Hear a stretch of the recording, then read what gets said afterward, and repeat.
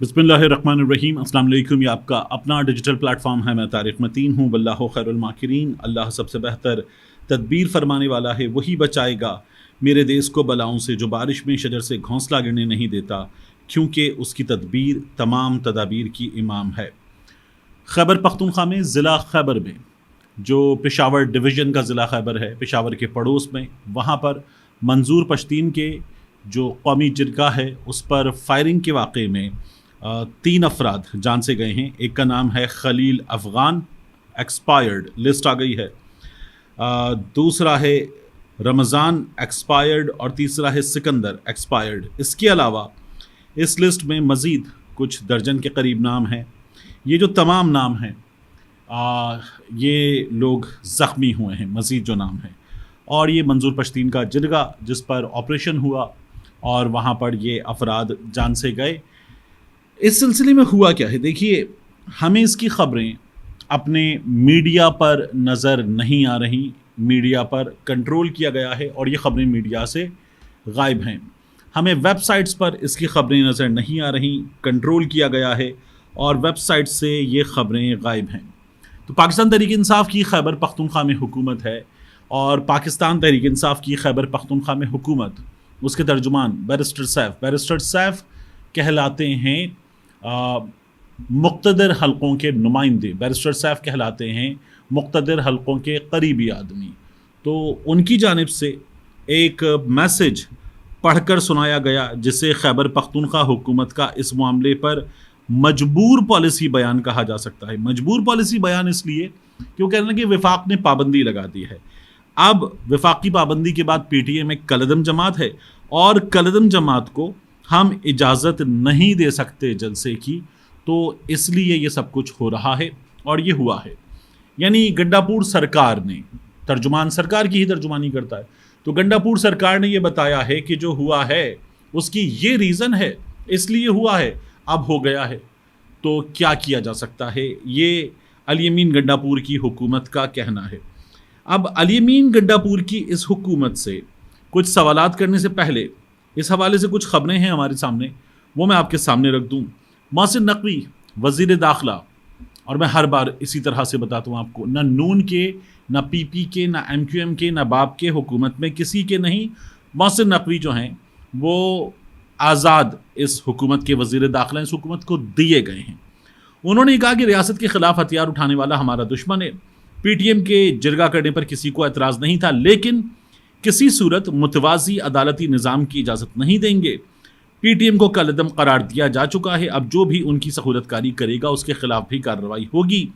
हज़ारों की तादाद में लोगों को लाना जिरगा नहीं होता। 30,000 लोगों को मंजूर पश्तीन कह रहे थे कि हमने दावत दी है, वो आएंगे और ये जिरगा होगा।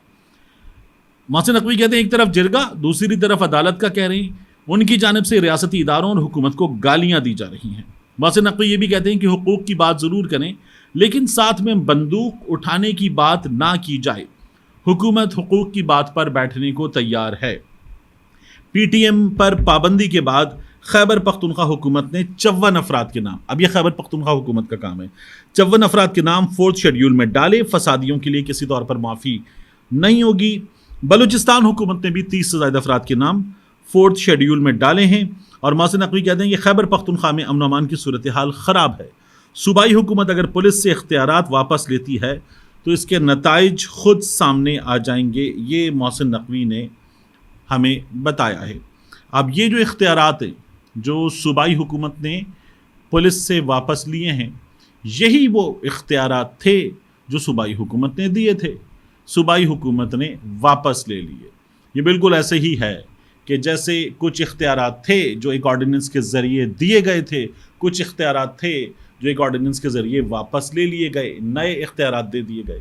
पाकिस्तान तहरीक इंसाफ कुछ सवालों के जवाब दे। पाकिस्तान तहरीक इंसाफ से कुछ बुनियादी सवालात हैं, गंडापुर की हुकूमत से कुछ बुनियादी सवालात हैं इन हालात में। लेकिन उससे पहले अदालत भी गया मामला। अदालत में क्या हुआ, मुतनाज़ ज़मीन है, कौमी जिरगा यहाँ पर नहीं हो सकता, ये अदालत ने करार दे दिया और कहा कि कोकी खेल कबाइल, इनकी ज़मीन पर किसी किस्म की मुदाखलत से रोक दिया है। खैबर के रिहायशी ने कलदम पीडीएम की जानिब से मुतवाज़ी अदालती निज़ाम जिरगा कायम करने के ख़िलाफ़ पेशावर हाई कोर्ट में پٹیشن دائر کی کیس کی سماعت 2 رکنی بینچ پر مشتمل جسٹس عتیق شاہ، جسٹس صاحبزادہ اسد اللہ نے کی۔ شہری کی جانب سے پٹیشن دائر کی گئی کہ کالعدم پی ٹی ایم کی جانب سے متوازی عدالتی نظام کے جلسے کے لیے چنی گئی جگہ متنازع ہے۔ اب عدالت نے کہا ٹھیک ہے، یہ کالعدم قرار دے دیے گئے ہیں، کالعدم قرار دی گئی تنظیم کے یہ حقوق نہیں ہوتے تو ان پر جو ایکشن ہو رہا ہے اس ایکشن کو روکنے کی بھی احکامات نہیں دیں گے، جو ہو رہا ہے قانونی ہو رہا ہے، یہ عدالت نے قرار دے دیا۔ بیرسٹر سیف آئے، بیرسٹر سیف نے آ کر ایک لمبا چوڑا بیان دیا، اور بیرسٹر سیف کا بیان بھی یہی تھا کہ ٹھیک ہے پابندی لگ گئی ہے، یعنی علی امین گنڈاپور کی حکومت نے بتایا۔ لیکن اس کے بعد میں دیکھتا ہوں سہیل آفریدی کو، یہ معاون برائے مواصلات ہیں، اسمبلی میں تقریر کرتے ہوئے، سہیل آفریدی کے ساتھ میں مینا خان آفریدی، ان کو دیکھتا ہوں تقریر کرتے ہوئے۔ مینا خان آفریدی تقریر کرتے ہیں، اور یہ لوگ جو ایوان میں تقریر کرتے ہیں، ان کے علاوہ ایک ان کے رکن ہیں میجر، وہ تقریر کرتے ہیں۔ ان سب کا بیانات میں آپ کو بتا دیتا ہوں کہ یہ لوگ کیا کہہ رہے ہیں۔ اب مینا خان آفریدی تقریر کرتے ہیں اور کہتے ہیں کہ وزیر اعلیٰ نے وفاقی حکومت کو منع کیا تھا کہ میرے صوبے میں امن و امان خراب مت کرنا، لیکن آج انہوں نے خیبر پختونخوا اسمبلی کو اعتماد میں لیے بغیر کریک ڈاؤن کر کے 3 نوجوان شہید کر دیے۔ جو خون گرا ہے وہ پختون کا خون ہے، اور پشتون تحفظ موومنٹ پر پابندی اور کریک ڈاؤن کو سازش قرار دیتا ہوں۔ 3 مہینے پہلے انہوں نے جرگہ اناؤنس کیا تھا، تب تو یہ کالعدم نہیں تھے، کیوں وزارت داخلہ نے ان سے بات نہیں کی؟ اور پھر مینا خان آفریدی یہ کہتے ہیں کہ پختون کا خون اتنا سستا نہیں ہے کہ ہم اس پر سیاست کھیلیں۔ اسی طرح سے صوبائی رکن اسمبلی میجر ریٹائرڈ سجاد برکوال، انہوں نے اپوزیشن کی جو تجویز تھی اس سے اتفاق کیا کہ پشتون تحفظ موومنٹ پر پابندی کے خلاف اور کریک ڈاؤن کے خلاف اسمبلی میں وزیر اعلیٰ کی قیادت میں پارلیمانی کمیٹی بنائی جائے اور پارلیمانی کمیٹی معاملات کو دیکھے۔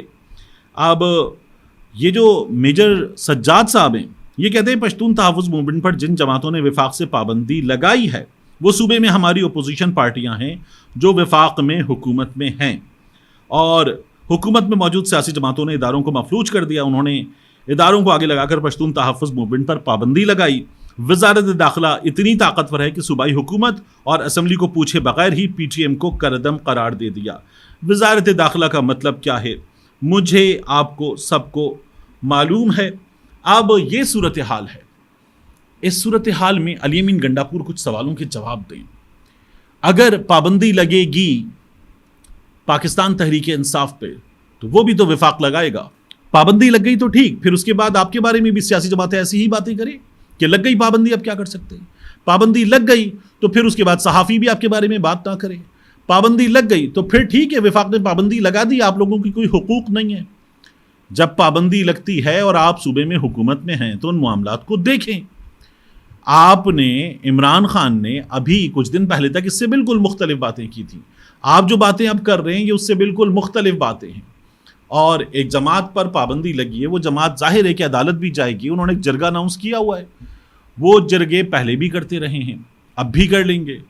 تو یہ جو معاملہ ہے نا، پشتون تحفظ موومنٹ سے بات کر کے اس کو سلجھایا بھی جا سکتا ہے، لیکن جس طرح سے گنڈاپور حکومت نے کیا ہے یہ کسی بھی طرح سے مجھے نہیں لگتا کہ وہ پالیسی ہوگی جو عمران خان کی پالیسی ہوگی۔ عمران خان کی پالیسی اب دیکھ چکے، وہ کہتے تھے ان کی بعض چیزوں سے اختلاف ہمیں بھی ہوگا لیکن ان کو ہم مین اسٹریم میں لائیں گے۔ جب عمران خان نے کہا تھا علی وزیر کے خلاف ہم کوئی بندہ کھڑا نہیں کریں گے الیکشن میں، تو یہ عمران خان کا ان کی طرف شاخ زیتون بڑھانے کا عمل تھا۔ لیکن اب جو علی امین گنڈاپور کی حکومت کر رہی ہے یہ تو شاخ زیتون بڑھانے کا عمل نہیں ہے، جو ریاست کر رہی ہے یہ تو شاخ زیتون بڑھانے کا عمل نہیں ہے۔ کچھ عرصہ پہلے تک ہم دیکھتے تھے کہ جو D G I S P R صاحب تھے، آصف غفور صاحب، وہ کہتے تھے کہ منظور پشتین ہمارا اپنا بچہ ہے۔ اب سچویشن بہت بدل گئی ہے، یہ جو سچویشن بہت بدل گئی ہے یہ کیوں بدلی ہے اس کا بھی جواب دیا جائے، اور یہ اگر کچھ غلط کر رہے ہیں تو اس سلسلے میں اعتماد سازی کی فضا پیدا کی جائے، ان لوگوں کو ساتھ بٹھایا جائے۔ یہ جو طریقہ ہے کیا یہ طریقہ درست ہے؟ مجھے تو نہیں لگتا کہ یہ طریقہ درست ہے۔ کیا یہ طریقہ ہم آہنگی کو فروغ دے سکتا ہے؟ بالکل نہیں دے سکتا۔ تو پھر علی امین گنڈاپور سوچیں کہ آج آپ کسی کی پابندی کی حمایت کر رہے ہیں، کل آپ پر پابندی لگے گی تو آپ کے ساتھ کون کھڑا ہوگا؟ اس بات کو سوچیں، کیونکہ یہ جو آئینی ترامیم کے لیے ابھی بھی زور لگ رہا ہے یہ زور آگے بھی لگے گا۔ آپ کو نشانہ بنانے کی کوشش کی جائے گی. آج آپ نہیں بولیں گے تو کل کوئی آپ کے لیے نہیں بولے گا. اس لیے آپ کو اس سلسلے میں بولنا ہے, رول پلے کرنا ہے, اور رول پلے کرتے ہوئے اس سچویشن کو بہتر کرنا ہے, بگاڑ کی طرف نہیں جانا. تو علی امین گنڈا پور میری رائے میں وہ کام جو عمران خان باہر ہوتے اور کرتے, وہ کام تو گنڈا پور صاحب نہیں کر رہے. اب آخر میں آپ سے عرض کروں کہ ملاقات کی فضل الرحمان صاحب سے بیرسٹر گوہر نے, اور ان کے ساتھ سلمان اکرم راجہ صاحب نے. اس کے بعد پاکستان تحریک انصاف نے جو خلاصہ دیا ہے وہ ہے ہم نے مولانا کا شکریہ ادا کیا ہے, تھینک یو کا ہے مولانا کو. مولانا کی جو تجاویز ہیں ان کے حوالے سے سلمان اکرم راجہ صاحب باہر آئے, اور باہر آ کر کہتے ہیں کہ ہم مطمئن ہیں, قوم کے لیے, پارلیمان کے لیے, آزاد عدلیہ کے لیے ہم مطمئن ہیں, اور فضل الرحمان صاحب کا جو اسٹانس ہے یہ اسٹانس ایک تاریخی اسٹانس ہے, اس پر ہم آگے بڑھ سکیں گے. ان تمام حالات میں ایک چیز ہمیں نظر یہ آ رہی ہے کہ اس وقت نظام پر گرفت مضبوط سے مضبوط تر کرنے کی کوششیں جاری ہیں. ان کوششوں کو ریزسٹ نہ کیا گیا تو جو آج چپ ہیں کل چیخ رہے ہوں گے اور کوئی بول نہیں رہا ہوگا. ملتے ہیں انشاءاللہ آپ سے اگلی ویڈیو میں.